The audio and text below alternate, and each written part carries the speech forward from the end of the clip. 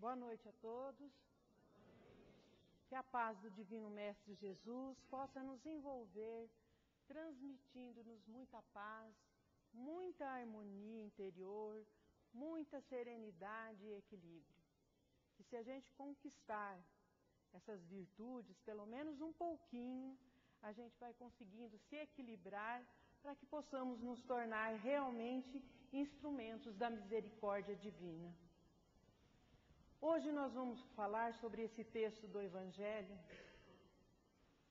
que ninguém acendendo uma candeia a põe em oculto, nem debaixo do alqueire. Candeia a gente sabe que é uma vela, uma luz, um lampião, qualquer coisa que ilumina. E nem debaixo do alqueire, embaixo de algum móvel, a esconde. Mas no velador, é onde todos podem vê-la. Então, a gente lê esse texto evangélico e fica pensando, né? O Evangelho diz umas coisas, às vezes a gente lê, relê, e não entende. O que isso tem a ver com o meu dia a dia? Como que eu coloco isso no meu dia a dia? De que forma eu vou colocar isso? Então, às vezes a gente lê as passagens do Evangelho, abre o Evangelho, até fica uma coisa assim meia viciosa, né? A gente pode abrir o Evangelho onde a gente quiser. A gente bate o olho ali, já sabe o que está escrito. Aí eu falo assim, acho que meu Evangelho está viciado, não é possível. Sempre saem essas lições. É que a gente já leu muito o Evangelho. Leu, já até decorou algumas coisas. Mas o Evangelho não é feito para isso. O Evangelho é feito para que possamos colocar em prática, vivenciar o Evangelho. E como isso é difícil. Conhecer o Evangelho é uma coisa. Vivenciar o Evangelho é outra, bem diferente. Normalmente, às vezes, quando a gente está passando por uma situação muito difícil, a gente abre o Evangelho e numa página que a gente já está cansado de ler, e a hora que a gente está naquele problema, naquela situação, parece que aquilo vem certinho para a gente, né? Eu falo, poxa, mas eu li isso tantas vezes e não percebi esses detalhes. Por que será, né? Que às vezes eu passei o olho, então naquele dia parece que aquela lição veio certinho. É exatamente isso, nós estamos amadurecendo. Esse conhecimento é teoria. E quando a gente começa a praticar, é que a gente começa a realmente sentir o Evangelho. Tem uma lição do Karl Barth que ele fala o seguinte, chama Nas Culminâncias da Vida. Ele fala que às vezes a gente fica 10 longos anos sentados, ouvindo palestra, lendo os livros, lendo mensagem, para darmos 10 minutos de testemunho. Então veja bem, nós às vezes ficamos aí ouvindo o Evangelho, meio alienado assim, mas no momento em que a coisa vem, a experiência vem, a prova vem, o aprendizado vem, a gente se lembra de todos aqueles ensinamentos que a gente às vezes prega para os outros, fala para os outros, mas ainda não conseguimos vivenciá-lo. E na experiência é que a gente confronta ali o conhecimento que a gente tem com o Evangelho. Além disso, a gente também precisa despertar, porque tem aquela frase que a gente fala, ou a gente aprende pelo amor ou pela dor. Então, se a gente estiver mais atento e preocupado em saber o que é que nós viemos fazer aqui, não ficar como vítima, achando que nós estamos sofrendo porque Deus castiga, porque nós fizemos isso, aquilo, não. Se a gente estiver realmente entendendo que somos espíritos eternos e que viemos aqui para nos aprimorar, para ganharmos experiência exatamente aonde o nosso espírito mais precisa. Cada um de nós é colocado na família, no local certo, de acordo com as nossas necessidades de experiência, para que possamos evoluir. E muitas vezes também, nós parece que estamos aqui de férias, nada nos toca, a não ser o momento crucial da dor. Muitas vezes a gente fala, que o espírita parece que faz apologia da dor. Não é apologia da dor. Porque se fosse para a dor por si só resolvesse, a gente pegava um martelo, batia nos dedos, ai, ai, ai, e pronto, estava resolvido. Mas não é. A dor que a gente fala é o despertamento, porque a gente vai meio que sonâmbulo assim, a gente não vivencia certas coisas, não entende. E só quando a gente sente é que a gente passa a entender. E a gente precisa estar mais atento. Quando a gente lê o Evangelho de Jesus, é precisar ver o que ele quer dizer. O que ele quer dizer que isso? Que ninguém acende uma luz e a coloca escondido. Que luz é essa? É a luz do conhecimento. Quando eu tenho um conhecimento, eu não posso ocultar esse conhecimento. Eu tenho que mostrar. Mostrar como? Falando? Não. Mudando a minha postura. É o meu exemplo que vai falar. Não é as minhas palavras. É o meu exemplo. Porque falar, todo mundo fala. O problema é dar o testemunho ali no momento. É fazer nas mínimas coisas do nosso dia a dia. Não é nas grandes, não. É no dia a dia, ali nas pequeninas coisas. É que nós vamos dando o exemplo da nossa transformação, do conhecimento do Evangelho penetrando em nós. Aí a gente está de questionar o seguinte, mas o próprio Jesus que falou isso, ele também veio aqui, falou por parábolas, usou alegorias. Por que ele não falou claro? E ele explicou isso aos discípulos. São como crianças ainda, não têm condições de compreenderem. Veem, olham, mas não entendem. Então, é como se a gente pegasse uma criança de 2 anos e quisesse passar para ela o conhecimento de uma pessoa de 60. Não tem jeito. Ela vai ter que o quê? Passar pela infância, pela juventude, chegar na maturidade. Então, tem experiências que nós, só com o tempo, vamos adquirindo. Mas o que a gente não pode é estacionar. O grande problema nosso é que muitas vezes nós já estamos perto dos 60 com a mentalidade ainda de criança. Imaginando que os milagres da nossa vida vão acontecer como uma chuva que vem sobre nós. E na realidade é um trabalho árduo, um esforço constante para que nós possamos promover esse milagre. Mas esse milagre, ele vem de dentro de nós para fora. E não por osmose, que vem assim como uma chuva, só pelos poros eu já adquiro. Não, esse conhecimento tem que ser conquistado para a nossa evolução. Então, quando Jesus falou sobre essa luz, sobre esse conhecimento, ele já sabia que no momento nós não teríamos condição de entendê-lo. Mas nos prometeu o Consolador prometido e veio a doutrina espírita e esclareceu e derrubou muitos véus que estavam encobertos e hoje a gente já tem graças a Deus, um grande entendimento da nossa situação aqui. Então, todos nós sabemos que cada um veio aqui para buscar sua experiência. Ninguém veio aqui para sofrer. Porque o nosso único compromisso com Deus é sermos felizes. O sofrimento que a gente fala são, na maioria das vezes, consequências das nossas escolhas.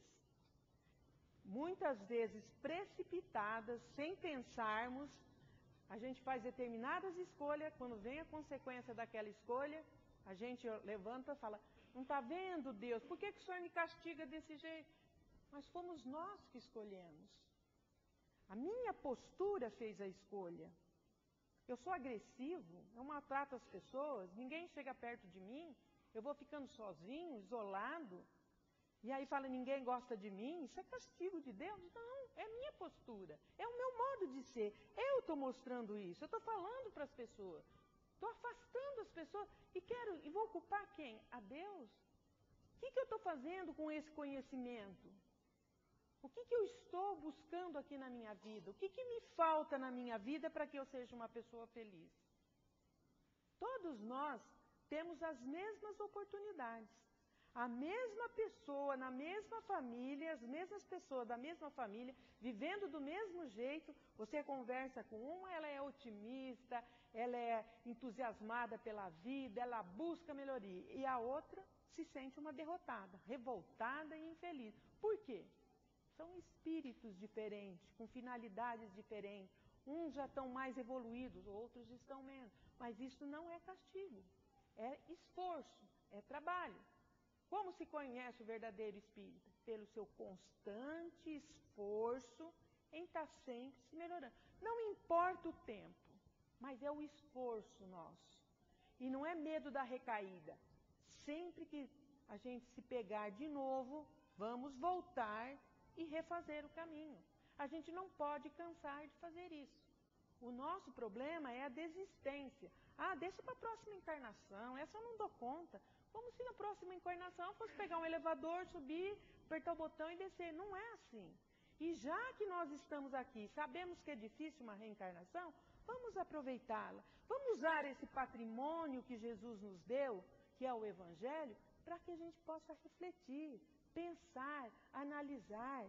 Todos nós sabemos que o que manda a prudência ocultar momentaneamente, cedo ou tarde aquilo vai aflorar. Aquela verdade vem à tona. Nós mesmos começamos a buscar essa verdade, cada um de nós. Eu me lembro que quando eu comecei na doutrina espírita, isso já vai fazer uns 30 anos, eu adorava ler romance. Eu pegava os romances dessa grossura no final de semana, eu nem dormia para ler aquilo. Vinha com uma avidez, li muito tempo, mas depois começou a faltar. Sabe, eu queria saber mais, eu queria saber, entender mais. Aí eu fui lá nas obras básicas, buscar o porquê daquilo tudo. Então, o conhecimento vem dessa forma. Primeiro a gente vai na superfície, pega o que está na superfície, o que mais se afina. Mas a partir do momento que a gente vai amadurecendo, a gente vai buscando mais profundo, mais profundo. E somos nós mesmos, com o nosso esforço, que nós vamos buscando isso. Porque Deus nos deu a inteligência para isso, o raciocínio. Nós temos só que parar, porque a nossa vida é tão agitada, que muitas vezes a gente vai vivenciando sem parar para pensar o que eu estou fazendo, por que eu estou fazendo isso, de que forma eu estou fazendo, o que os outros estão pensando e vendo de mim. Então a gente vai muito atropelando todo mundo e não para se autoanalisar. E assim, o Evangelho trouxe o conhecimento para nós e a gente está absorvendo esse conhecimento. Mas tudo bem, ele está aqui. E o que eu vou fazer com esse conhecimento? O que eu vou fazer com esse Evangelho de Jesus para colocar em prática nos dias de hoje?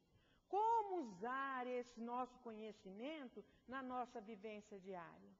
Porque o próprio Leon Denis fala o seguinte: não basta crer e saber, é necessário viver nossa crença, isto é, fazer penetrar na prática diária da vida. Quer dizer, é necessário que a gente comece. Então, vou dar um exemplo bem simples. Se eu tenho uma postura que não me agrada, que eu percebo que as pessoas não gostam, como que eu vou fazer para transformar isso? Dia para a noite? Vou falar, hoje eu não faço mais? Não. Mas quando a gente realmente tem vontade, a gente começa a perceber. A gente começa a se vigiar melhor. Então, é meio que automático assim. Primeiro, a gente toma consciência. Tomei consciência do que não é legal isso daí. Depois, eu faço e me arrependo. Mais um tempinho. Eu começo a fazer, no meio eu me lembro e paro. Mais um tempinho. Antes de fazer, eu já me lembro e não faço. Até que isso se torne uma coisa natural, um hábito. Eu já aboli isso da minha vida. Então, não é sem trabalho, não é sem esforço que nós vamos conseguir a nossa transformação. Ela é lenta, mas constante. Tem que ser persistente. É uma conquista diária. Porque o próprio Leon Denis fala assim, olha, não há progresso possível sem observação atenta de nós mesmos. Quer dizer, o que acontece com a maioria de nós? Eu falo até que eu sou médio vidente, porque eu vejo o defeito dos outros de longe. Então, o que a gente faz? Vê o outro, observa no outro. E não é o outro que a gente tem que observar, somos nós. Deixar cair aquele véu da ilusão que a gente tem a respeito, que somos bonzinhos, perfeitos, porque toda vez que nós fazemos um julgamento, uma crítica para alguém, nós automaticamente estamos nos tomando como modelo de perfeição. E às vezes, ou na maioria das vezes, a gente faz a mesma coisa que o outro, ou às vezes até pior, e ainda não se tocou o que está fazendo. Então, é preciso pensar e analisar o nosso comportamento. Somos nós, isso é intransferível, não tem outra pessoa, por mais que nos ame, que vai fazer isso por nós. Somos nós mesmos a promover isso para nós. E quem tiver realmente interessado, vai ter que começar a se auto-observar, porque senão não vai progredir. É o que ele fala aqui. Não há progresso possível. Nós não viemos aqui para mudar o outro. O Emmanuel, no livro Busca e Achará, fala isso. A corrigenda, nós viemos aqui não para corrigir o mundo. A corrigenda é em nós. É nós que vamos mudando.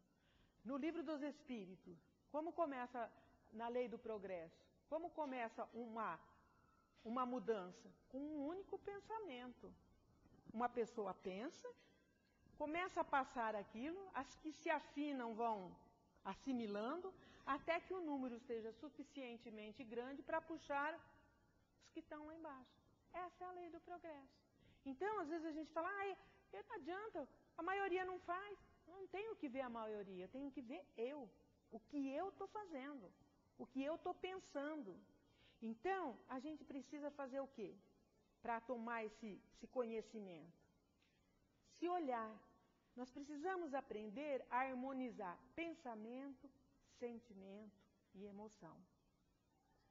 De que forma? Muitas vezes nós racionalizamos. A gente conhece o Evangelho, lê o Evangelho, e às vezes, vamos supor, uma pessoa fala alguma coisa que nos magoa. A gente pega e fala assim, é um pobre coitado. A gente fala desse jeito, é um pobre coitado. Deixa ele. Mas falamos com a cabeça. Não falamos com o coração. E as nossas vibrações de antipatia continuam a vibrar, a emanar contra ele. Então, o que nós não estamos percebendo aí? Nós não estamos unindo. Nós não estamos buscando dentro de nós o sentimento de fraternidade, de solidariedade, de falar realmente, é meu irmão, está na mesma luta que eu, está buscando aprimoramento. Por que eu tenho que me magoar? Sabe Deus o esforço que Ele está fazendo para fazer só isso? Por que eu tenho que ficar com esse pensamento ruim? Porque tudo na nossa vida, tudo é exercício. Nós não aprendemos nada se não for através do exercício. Vai e volta. Quando a gente vai aprender a dirigir, como é difícil. Falo isso porque diz que mulher é muito mais complicado, né? Homem eu não sei. Mas a gente fica lá, precisava ter mais 2 mãos, mais 2 pés, mais 2 olhos, porque tem que fazer tudo ao mesmo tempo. E depois de um tempo, aquilo vira automático. Quando a gente vai fazer uma receita pela primeira vez, a gente toma um cuidado em dosar aquilo certinho. Depois que a gente pega a prática, mistura outros ingredientes. E assim é com tudo na vida. Tudo. A gente tem que exercitar. Então a gente precisa pensar primeiro no exercício, no esforço. Então, quando a gente pensa em alguém que nos melindrou, que nos magoou, não é no problema do outro, é eu emitir aquela vibração de amor, sabe? É um irmão meu, é filho de Deus como eu, é irmão de Jesus como eu, mas trazendo aquele sentimento de fraternidade, de solidariedade. E isso a gente vai passando a fazer e vai sendo uma coisa automática na nossa vida, porque a gente vai exercitando. E o amor a gente também aprende exercitando.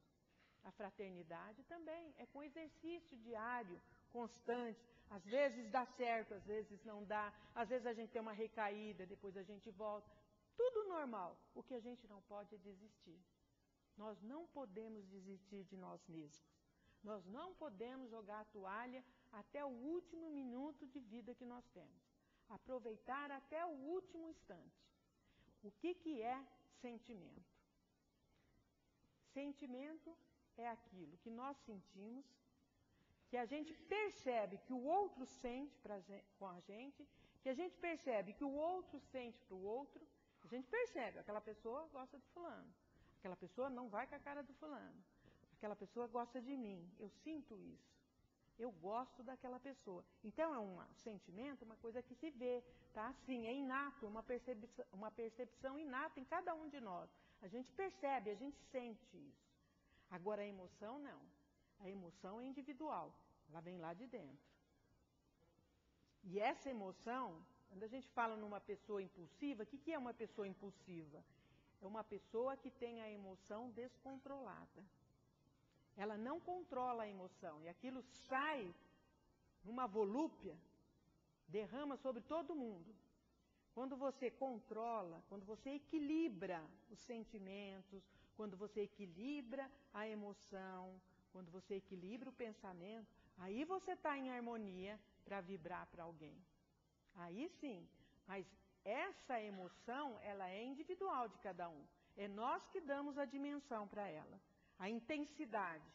Para alguns, ela vem à tona. Para outros, ela fica lá sentada, lá no fundo. E a pessoa fica endurecida. A pessoa nega tudo, sentimento, nega emoção. É uma estátua. Não passa nada. Não ri, não chora, não se manifesta, é indiferente. Isso é negar os sentimentos. Isso é esconder de si mesmo essas emoções. E é muito importante que a gente coloque essas emoções para fora para que a gente possa analisá-las, senti-las, para poder dominá-la. Então, se eu vou negando tudo e vou socando lá dentro, eu vou passar a vida inteira achando que eu sou perfeito, não vou me envolver em nada, não vou dar demonstração de nada. Só que isso também não é produtivo. O que é produtivo? Identificar os sentimentos. Nós, não precisa falar para ninguém, nós, dentro de nós mesmos. Pô, estou com uma pontinha de inveja daquela pessoa. Ai, a gente desde criança foi criado que inveja é um horror, então a gente fica com medo de falar a palavra inveja. Não, é preciso dar um nome e saber que ainda no nosso estágio evolutivo podemos sentir. Isso não quer dizer que nós somos maus. Não. Eu posso trabalhar isso. Peraí, para que eu estou com esse sentimento? Eu posso. Se eu não conseguir isso, mas eu tenho minhas outras virtudes. Ela é uma pessoa, eu tenho que ter admiração pelo que ela conseguiu e me esforçar para tal. Não inveja. Assim também, como quando eu tenho um gesto de generosidade. Posso ser taxada de boazinha por isso? Não. Foi um gesto, foi um momento, mas eu não sou constantemente assim. Então, é dar nome para os sentimentos, identificá-los, para que a gente possa ir modificando. Se a gente não vê, não modifica. Acha que não tem, disfarça e vai embora. Então, é importante equilibrarmos sentimento, emoções e pensamento, para que sejamos realmente os instrumentos do Pai, porque lá na Gênesis está assim: Deus ajuda o homem através do homem. Quer dizer, a criatura através da criatura. Não rasga o céu, não vê um monte de anjo, ninguém muda minha sogra, meu marido, meu filho, nada. É o meu trabalho, é a minha fonte de inspiração, é o meu equilíbrio que vai fazer a transformação do outro. É eu me transformando que o outro se transforma. Então, todos nós aqui já conhecemos aquela história da gotinha de água na boca. Se a gente não dá sequência a uma situação, ela para por ali. Ela para por ali. Então, o remédio que o Chico ensinou para aquela senhora, quando o seu marido chegar, dando pontapé, gritando, bota um gole de água na boca, não engula e não fale. Um dia, 2, 3, ele parou de brigar. Quando a água acabou, ela foi correndo buscar mais. Não, é uma água qualquer. É que quando você não alimenta, não dá combustível, não tem incêndio. É isso que nós precisamos pensar sobre nós. O que matéria-prima eu estou dando lá no meu lar, no meu trabalho, para que essa pessoa, essas criaturas estejam nessa situação? Que matéria-prima eu estou doando? Às vezes a gente fala assim, a minha casa é um inferno, não tem sossego. Mas o que eu estou levando eu lá dentro? Como é que eu chego na minha casa? Como é que eu falo com as pessoas? Sou eu o problema às vezes, não é os outros. Os outros só se defendem. Então isso é sentimento que a gente precisa detectar em nós para poder trabalhar, para poder melhorar. Ver como é que está saindo essa emoção. Se Deus usa a criatura como instrumento para ajudar o outro, será que eu estou afinadinha para ser um instrumento divino? Como foi bom para mim, naquele momento difícil da minha vida, que veio aquela criatura que eu nem conhecia, ou que conhecia muito superficialmente, veio e me ajudou e foi embora. Nossa, que bênção que foi aquilo. Foi. Isso são os milagres de Deus. Aquela criatura intuída passar por mim e me ajudar. Só que eu não posso esquecer que eu também tenho que me afinar para ser esse instrumento para o outro. Muitas vezes, quando as criaturas nos procuram, elas estão vendo Deus em nós, buscando esse testemunho de amor e fraternidade. Então, o meu compromisso é em estar bem afinado. Então, o que eu tenho que fazer para estar afinado com Deus? Ter equilíbrio, ter serenidade, ter harmonia, estar bem com a minha mente, com o meu sentimento e com a minha emoção. Quem vai buscar ajuda para uma pessoa desequilibrada? Muito pelo contrário. Quando a gente sabe que a pessoa é explosiva, que ela não tem estrutura, a gente some de perto dela. Então, nós não servimos para ser instrumento divino. Para sermos os instrumentos divinos, nós temos que manter o nosso equilíbrio. E como vamos conseguir isso? Fazendo aqui como Jesus falou, acendendo a nossa luz, mostrando segurança, mostrando serenidade, mostrando o nosso compromisso para com Deus. Tem aquela historinha que a gente fala sempre, que quando a gente busca Deus, a gente pergunta para todo mundo, você acredita em Deus? Acredito. Você acredita em Deus? Acredito. Todo mundo acredita, todo mundo tem fé. Mas e a confiança em Deus? Confiança é uma coisa que a gente pensa, mas tem certeza que aquilo vai acontecer. Confia, se entrega. Aquela historinha daquele vilarejo, onde veio uma seca tremenda, e o pessoal ficou tudo revoltado, foram lá pedir para o padre da vila fazer uma missa para chover. O padre falou, não vou fazer porque vocês não têm confiança em Deus. Nossa, eles azucrinaram tanto o padre que um dia ele marcou numa praça, foi lá, aquilo estava lotado. Ele falou assim, vocês querem ver como vocês não têm confiança em Deus? Quem trouxe o guarda-chuva? Ninguém. Nós fazemos isso. Nós pedimos, mas não temos confiança. Nós não confiamos em Deus. Nós não exercitamos a confiança nem em nós mesmos.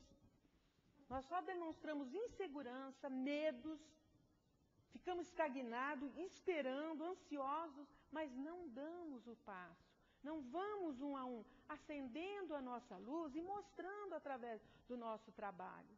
Quantas vezes nós somos convidados para determinadas tarefas e a gente fica, tenho medo da responsabilidade, acho que eu não estou preparado ainda. Tenta, começa, dá o primeiro passo. Vamos mostrar, pode ser que dê certo, pode ser que eu me afine. Se eu não me afinar com aquele trabalho, eu busco um outro. Mas vamos tentar, vamos começar. Para uma grande caminhada, é preciso dar o primeiro passo. Nós temos que fazer isso, nos movimentar, nós ficamos estagnados, com medo de tudo, parados, não tentamos nada. E queremos que as coisas venham. A confiança tem que ser treinada. Por que eu estou com esse medo? Por que eu não movo para isso? Por que eu não me direciono para aquilo? O que eu estou esperando? A semana que vem, o mês que vem, eu arrumar um emprego, melhorar o salário? Não é isso que impede. Não é isso. É o nosso medo, a nossa acomodação, a nossa ociosidade. E eu não estou falando isso porque eu sou diferente, não. Porque eu brigo comigo mesma. Muitas vezes eu falo, tá fazendo o quê aí? Esperando o quê? A vida está passando. Até quando eu ligo o micro-ondas, assim, que aquele segundinho vai rápido, eu falo, esse segundinho aí que está indo, não volta mais. Não volta mais. E eu comer rapidinho? Você bota lá 30 segundos, já foi. Então, se a gente for ficar aí parado, esperando, com medo, a vida vai passando e a gente não aproveitou. Não fez nada da vida. Os sentimentos que a gente tem, aqueles de raiva, de melindre, de mágoa, é emoção nossa. Agora eu preciso ver com que constância isso está em mim. como também as mesmas emoções de bravura, de persistência, de coragem. Qual que está? Põe na balança. Como é que eu estou? Eu estou mais para um lado ou mais para o outro? O que eu quero na minha vida? O que me falta para ser feliz? Será que eu estou, que nem eu falei no início, com uma teoria imensa sobre o Evangelho e prática nenhuma? Nós vamos ficando oco, sem experiência. A gente fica insatisfeito. A gente começa assim, ai, fui ouvir aquela palestra lá, mas tão chata. Chata por quê? Chata porque nós estamos só na teoria. Comece a praticar alguma coisa que você, quando ouve falar, você fala, nossa, mas é daquele jeito mesmo. É dessa forma mesmo. Então a gente sai da teoria, a gente vai na prática. A gente acende a luz e põe no velador. Começa, mostra essa luz. Não se preocupe se ela está iluminando longe, perto, se ela é forte. Vá trabalhando você.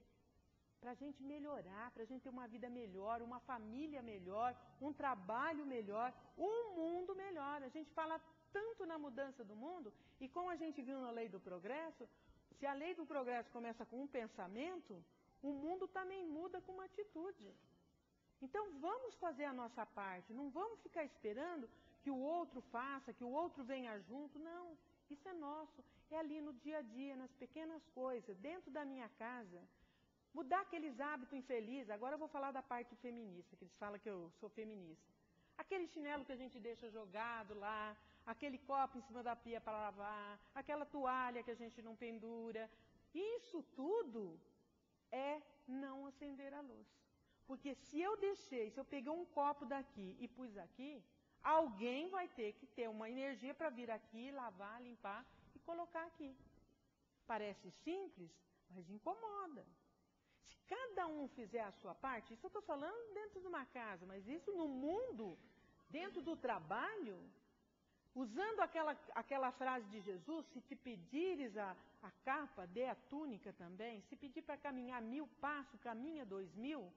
É aquele fazer um pouquinho mais, olhar para o colega, ver aquele que está mais enrolado, que não consegue desenvolver, e dar o auxílio, mostrar. É não ter medo, a gente tem medo do que os outros se aproveitem de nós. E perdemos a grande oportunidade de fazer um pouquinho mais além do necessário.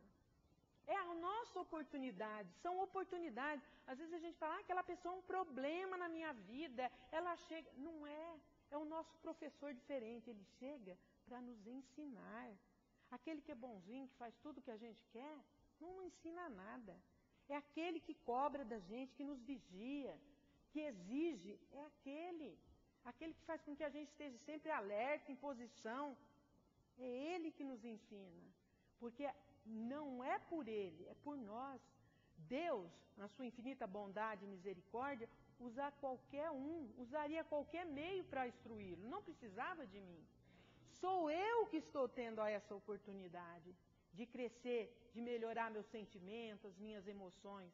Sou eu que estou tendo a oportunidade, não é ele. Quando a gente faz alguma coisa para o outro, não é para o outro, é para nós. É oportunidade nossa de crescimento.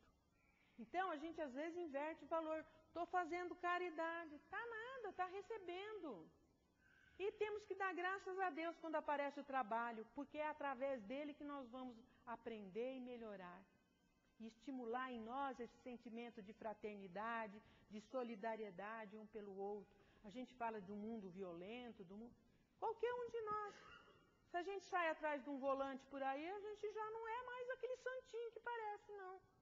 Então ainda tem muita soberba, muito orgulho, e cada um de nós tem que fazer essa avaliação. Tem que ver como que está a sua luz, onde você a colocou. Buscar cada vez mais analisar os próprios sentimentos, as próprias emoções. Estão dominando, eu não estou? Ela está sendo útil para mim, não está? Como é que eu estou agindo? Eu, não o outro. O outro, ele muda a hora que ele quer e da forma que ele quer. A transformação minha é minha. A minha consciência não vai cobrar o que o outro fez, mas sim o que eu deixei de fazer. Então, nós temos responsabilidade. A grande responsabilidade não é pegar um trabalho. Não é pegar um trabalho na casa espírita, um trabalho voluntário, eu não tenho coragem de fazer isso, eu tenho medo de não dar conta. Não, não é isso. O grande trabalho que nós temos é mudar. Nosso grande inimigo somos nós mesmos.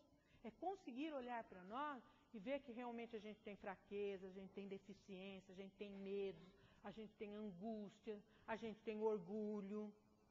Então, isso que a gente precisa. É esse inimigo que nós temos que combater. É essa luz que nós temos que acender para ir colocando a nossa visão onde ela tem que estar. Em mim. Não é só focar no outro. Quando eu melhoro a mim, eu melhoro a todos. Comece dentro de uma casa. Chegue num local onde tem as pessoas falando baixinho. E você chega falando alto. A outra pessoa. Automaticamente você abaixa a voz. É exatamente isso a nossa postura. Nós não podemos nos deixar contaminar por os ambientes. Nós precisamos estar equilibrados emocionalmente para chegar num local e deixar a nossa luz ali, a nossa candeia acesa ali no velador. Não deixar, não misturar na irritação do outro, na ansiedade do outro. Não se deixar levar, mas pôr o teu equilíbrio ali. A tua confiança. Aquela confiança que aquele centurião que procurou Jesus e falou para ele: mestre, meu criado está em casa, doente, paralítico numa cama. Gostaria que o curasse. Jesus falou: passarei por lá para curá-lo. Não sou digno de que entreis em minha casa. Dizei uma só palavra e ele será salvo. O centurião falou para Jesus: sou um homem de comando, tenho os meus soldados. Eu digo para um, vá lá, ele vai. Venha cá, ele vem. Se eu digo para o meu servo, faça isso, ele faz. Então, tu não precisa ir lá, pode curá-lo. E Jesus o curou. E disse: nunca vi tamanha fé, tamanha confiança como desse centurião. Nem em Israel eu vi isso. Então, é aquela certeza, aquela confiança, aquela força que nós sabemos que temos, mas que ficamos indecisos e amedrontados. Vamos confiar. Deus está presente. Ele nos deu a vida, nos deu esse planeta. Somos seus filhos, somos irmãos de Jesus, temos um espírito protetor que nos acompanha em toda a nossa reencarnação. A confiança de Deus em nós é tamanha que Ele nos dá os seus filhos, seus espíritos, para que nós os criemos. Nos toma como pais para que podemos educá-los e ajudá-los. Olha a confiança que Deus tem em nós. Qual de nós aqui tem confiança suficiente em alguém para fazer isso? A gente é temeroso, a gente não confia. Ele confia em nós, Ele acredita em nós. Então, se nós temos toda essa confiança, por que não retribuir através da confiança? Acendendo a luz do conhecimento, buscando esse Evangelho de Jesus, penetrar na nossa vida e começarmos a dar o exemplo, caminhando lentamente nas pequenas coisas, nos auto-observando, os nossos pensamentos. Ele é tão rápido, ele vê tanto o lado ruim das coisas, vou começar a dominá-lo para ver o lado bom. Quando eu perceber uma criatura, por menor que seja a virtude dela, estimular essa virtude na criatura para que ela possa se entusiasmar e lutar para conquistar outras. E nós, às vezes, fazemos o contrário, até com os nossos filhos nós fazemos isso, com criança. Você é isso, você é aquilo outro. Botamos a criança lá embaixo, às vezes, a pessoa que convive conosco, apontando os defeitos dela, como se nós não tivéssemos. Vamos ver um lado bom. Poxa, você fez isso, por menor que seja. Fiquei tão contente. Olha que coisa boa você fez. É assim que nós vamos fazer, estimulando as criaturas a movimentar o bem, a energia do bem. Isso que eu falei de sentimento e emoção é uma energia. Se a gente equilibra e movimenta isso, ela cresce. Ela fica maravilhosa na nossa vida. Vamos tentar, pelo menos. Vamos tentar, não importa a idade que nós temos, não importa o tempo. Vamos devagarzinho, tentando ser mais educado, mais a menos, procurar ouvir mais, falar menos, perceber mais, ver que as criaturas que estão ao meu lado, se elas pararam de sorrir, por que pararam de sorrir? Mandar um bilhetinho para aquele colega que está ali do lado, tão triste. Só escreve assim, estou aqui, o que precisar. Manda um bilhetinho, coloca ali na mesa. Como que essa criatura vai se sentir bem? São esses pequenos gestos de atenção, de enxergar o outro, é que nos faz ir crescendo, usando o conhecimento do Evangelho no nosso dia a dia, para que possamos acender a nossa luz. Essa é a promessa que Jesus nos fez. É dentro do Evangelho de Jesus que ele fala, o modelo dele é que nós devemos seguir. Não nas grandes, não precisa ficar preocupado, quero abrir um asilo, um orfanato. Não, não é isso. É ali, ó, a nossa missão é ali. Para grandes missões, tem que ser espíritos missionários preparados. A nossa missão é ali com quem nós convivemos. Ali no dia a dia, nas pequenas coisas, nos menores gestos, demonstrando a nossa boa vontade e o nosso esforço em nos aprimorarmos. Hoje nós falamos sobre esse trecho do Evangelho, mas cada um de nós pode pegar o seu trechinho preferido, começar a analisá-lo e ver como que nós podemos aplicar aqueles ensinamentos na nossa vida. Fazer o seu próprio conceito. Tirar dali a lição necessária, não é só para ler, mas para manifestar em nós. Porque se não há progresso sem a observação atenta de nós mesmos, nós não vamos progredir se não for dessa forma.